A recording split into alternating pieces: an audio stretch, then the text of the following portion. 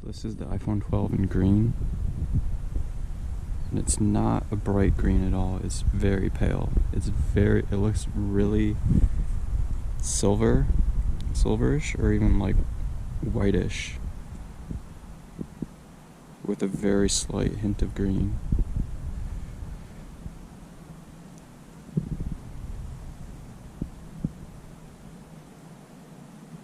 It's kind of like, it's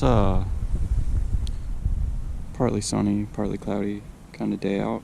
This is just normal outdoor light. It's definitely not, see, like, this grass is pretty green. Definitely not as vibrant as the grass. It's very, very subtle.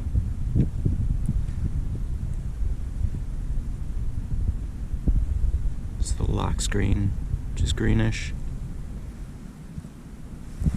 Other thing, so like my bike is pretty green. And here's like a comparison. Very pale.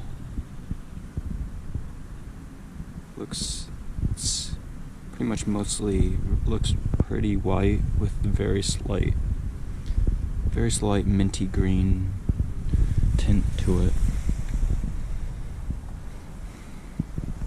But yeah, I actually really like it though.